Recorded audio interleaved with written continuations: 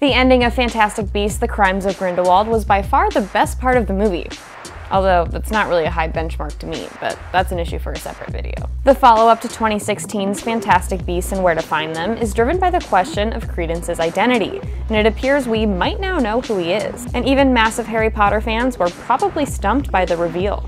I went down a very deep rabbit hole of online fan theories and existing Wizarding World family trees to try to figure out what it could all mean, and I'm gonna break it down right now. Obviously, the rest of this video will contain spoilers. Seriously, I'm about to literally ruin the entire point of this movie in the next 30 seconds, so you've been warned. Jeez. Let's start by just breaking down what happened. After the big battle sequence between Grindelwald and Newt and everybody, Credence, Grindelwald, and Queenie all apparate to a castle in Austria. At the castle, we see Credence staring out a big glass wall of windows, and he's playing with the baby phoenix we saw him with earlier in the film. Queenie and Grindelwald observe from a corridor nearby. Queenie reads Credence's mind and tells Grindelwald that he needs to be careful with him because Credence still isn't sure that he did the right thing by choosing to go with Grindelwald instead of staying behind with Newt and everybody. So Grindelwald slowly approaches Credence and attempts to seal the deal by giving him a wand.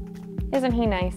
Then Grindelwald notices the phoenix in Credence's hand and starts his whole spiel about how he knows who Credence really is. And if you know anything about phoenixes, or paid attention to what Jude Law's Albus Dumbledore said earlier in the film, then you're pretty sure you know where this is going.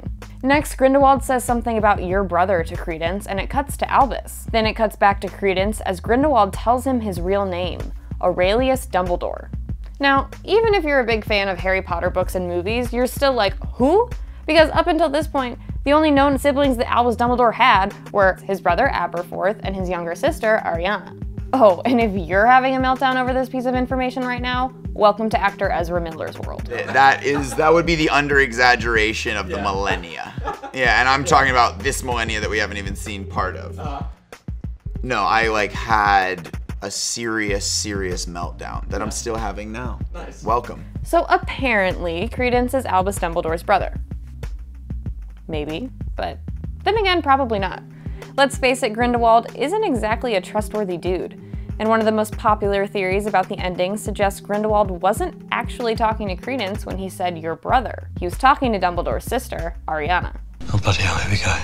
Early on in Fantastic Beasts 2, Albus Dumbledore mentions that his sister died when he's talking to Leta Lestrange. So even if you didn't read the Harry Potter books or pay attention during the movies, this is something that filmmakers of this movie clearly wanted you to know.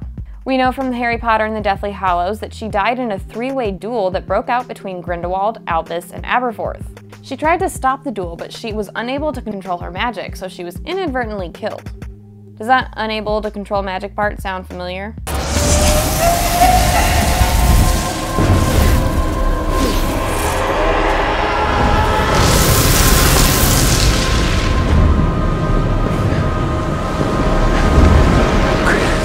Based on what we know from the first Fantastic Beasts about an Obscurus and what we know about Ariana from the Deathly Hallows book, it's pretty clear Ariana was an Obscurial, and the theory is that her Obscurus is the same one that's now part of Credence.